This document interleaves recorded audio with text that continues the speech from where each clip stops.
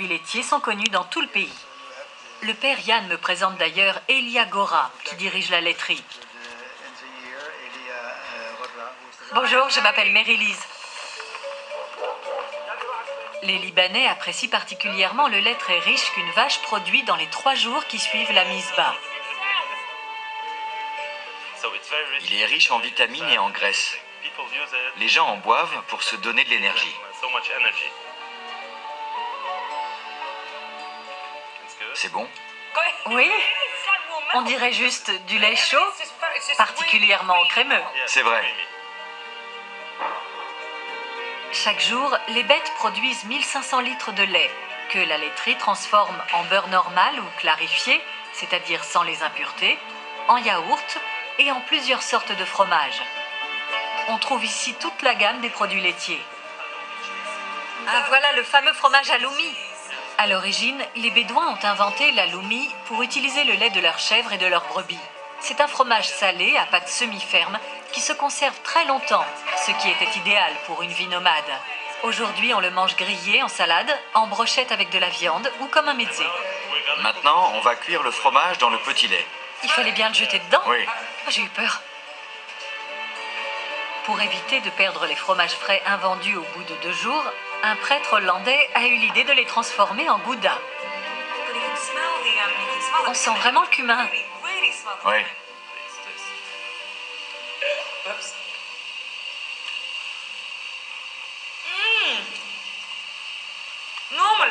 En général, je trouve le gouda inintéressant. Mais le cumin lui donne une touche moyenne-orientale.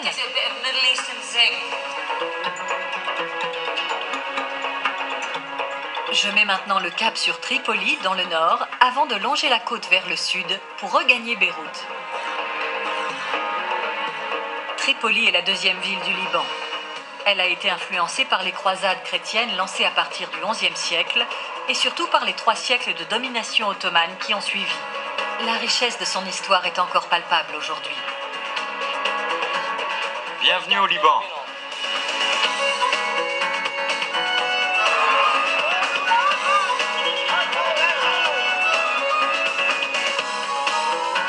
Je dois rencontrer un hôtelier de Tripoli appelé Mustapha Haïdar dans le café Fahim, un établissement qui a été bâti par les Ottomans et qui n'a pas changé depuis 110 ans.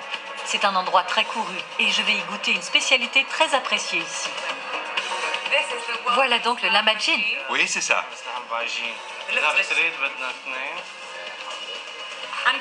C'est vraiment devenu un classique. C'est typiquement turc. C'est une pâte fine avec de l'agneau dessus? Oui. Une galette garnie d'agneau. Avec des épices. La viande est vraiment tendre et la pâte toute fine. C'est délicieux. Je comprends que les gens aiment ça. Oui. L'Empire ottoman a pris le pouvoir en 1516 et est resté à Tripoli jusqu'à la Première Guerre mondiale. Le souk Khan el Saboun a été construit il y a 500 ans, juste avant leur arrivée. Mais ils ont laissé leur marque sur ce marché qui est l'un des mieux préservés au monde. Au milieu de l'effervescence, on a trouvé quelques spécialités locales. C'est ce que je crois. Oui, un morceau de choix. C'est du bœuf C'est ça. et c'est un testicule de taureau. Oui, Et vous en mangez? bien sûr. Cet étal de boucher est typiquement libanais, très traditionnel. Oui, très typique. Qu'est-ce qui le fait sourire? Il a autre chose à me montrer? Il va vous préparer quelque chose de très connu. Vous en avez vu dehors. C'est pour ça que vous m'avez amené ici. Oui, c'est du foie et ça se mange cru. Cru? Oui, essayez. Je n'ai jamais goûté cru. C'est bon, surtout avec du sel. Il en prépare pour moi? Oui. D'accord, avec du sel. Allez, je me lance. Vous êtes sûr que c'est bon?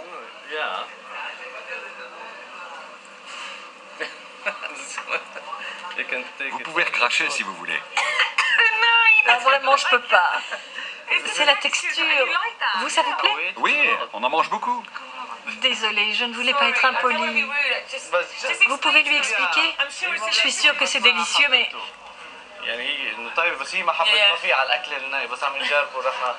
Je suis vraiment désolée.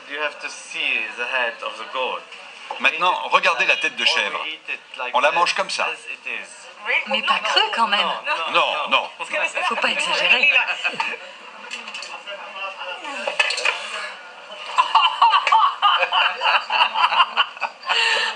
Je ris, mais c'est nerveux. Oh mon Dieu. Goûtez. N'ayez pas peur. Un petit bout, hein. Vous voulez goûter? D'accord.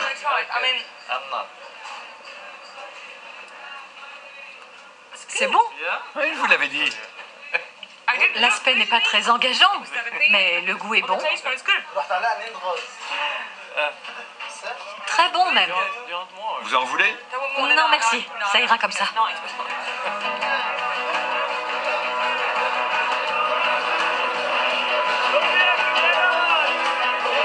Je quitte Mustapha pour explorer un quartier appelé El Mina, le port.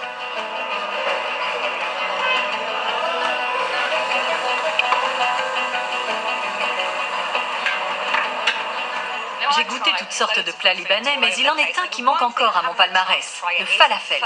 Je vais profiter de cette promenade pour m'en offrir.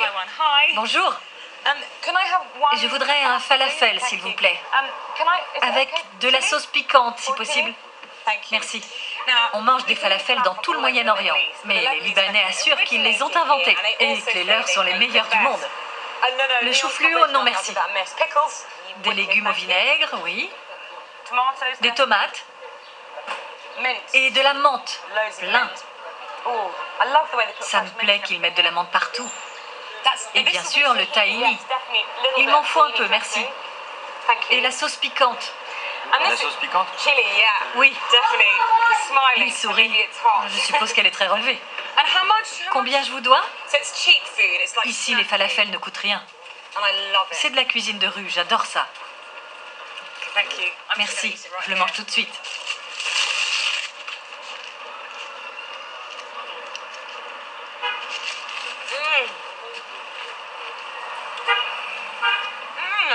C'est génial. Les falafels qu'on achète en Occident sont souvent trop secs. Ceux-là sont chauds au milieu et croustillants autour. Les légumes au vinaigre sont stupères et la sauce. C'est le meilleur falafel que j'ai jamais mangé. Génial. Merci beaucoup. Je suis toute requinquée. Merci. Bienvenue au Liban.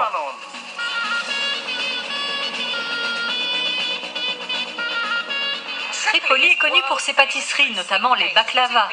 Et on m'a dit que le vénérable établissement Rafah Talab faisait les meilleurs de tout le Liban. Bilal Hilal, dont le grand-père a fondé la pâtisserie en 1881, va me montrer comment les préparer. Il paraît que vos baklavas sont les meilleurs. Merci beaucoup. On fait beaucoup de choses. Ceux-là sont tout petits. En général, je n'en vois que des gros. Ici, on en a des petits aux pignons ou des cylindriques aux pistaches et les traditionnels en forme de losange. Super. Autrefois, les baklavas étaient réservés aux plus fortunés. On pense qu'ils ont été inventés par les Assyriens vers le 8e siècle. Mais au Liban, c'est surtout l'influence turque qui est visible sur les pâtisseries très sucrées. On les déguste souvent entre les repas avec le café.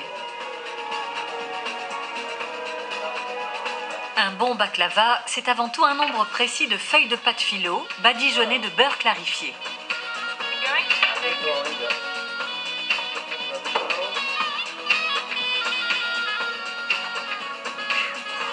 Le plus difficile, c'est d'étaler la pâte. Il faut 30 feuilles aussi fines que du papier de soie. On met une feuille? Oui, C'est elle qui fait la base croustillante? c'est ça. On étale une première couche au fond du plat avant d'ajouter le beurre clarifié et de continuer avec 14 épaisseurs successives. C'est pas très diététique, ça fait grossir.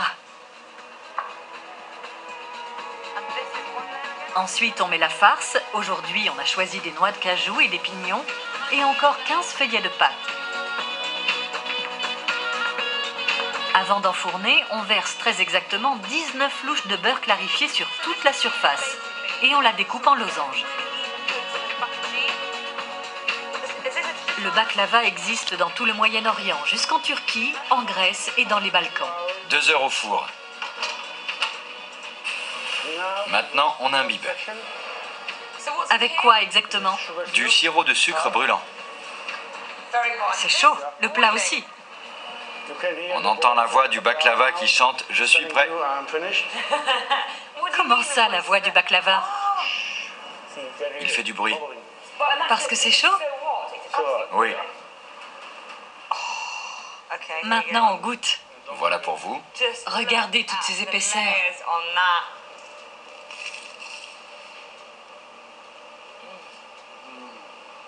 Un morceau de paradis.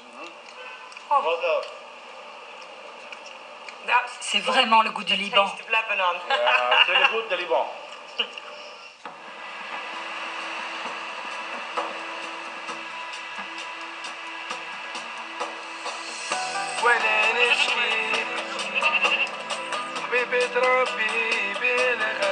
Au Liban, comme dans tout le Moyen-Orient, la culture et la cuisine des peuples nomades ont beaucoup influencé le reste de la société.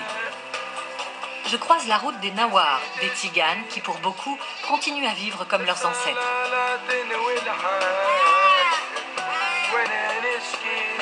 La famille Alali vient de la tribu des Al-Nuaïm, un groupe originaire du nord de la Syrie qui vit dans les collines au-dessus de Tripoli depuis le début du 19e siècle. En été, elle continue à emmener ses troupeaux dans les pâturages des hauteurs.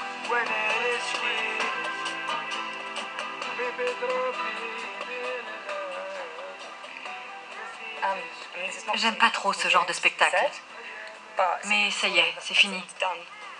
Mais c'est la règle ici. Cette petite fille s'appelle Doubara et c'est son frère qui tue la chèvre. Ça n'a pas l'air de la choquer. Je me dis que si on mange de la viande, on doit accepter de regarder ça, sinon il faut devenir végétarien.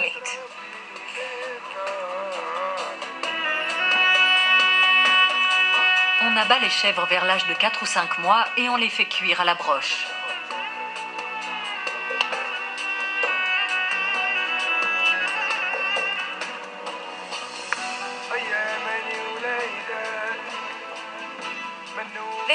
J'ai l'impression qu'il n'y a que des broussailles sans intérêt, mais visiblement ce sont des herbes aromatiques. On est en train d'en cueillir pour notre repas. Je ne sais pas ce qu'on cherche. D'accord. La salade. Ça j'ai compris. Ça a un goût proche du thym. Je pense qu'elle va en mettre dans une salade. C'est puissant.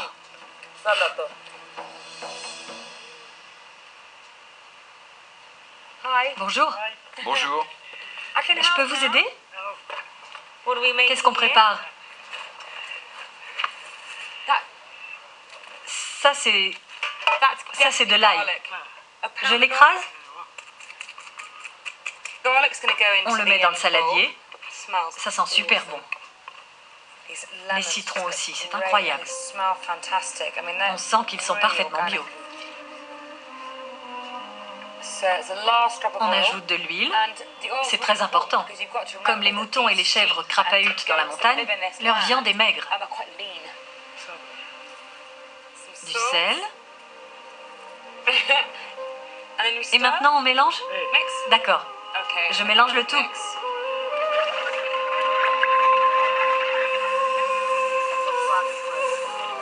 J'entaille la viande ici. Maintenant du citron à l'intérieur. Comme ça. J'ai failli y laisser un doigt. Beaucoup d'ail dans la viande.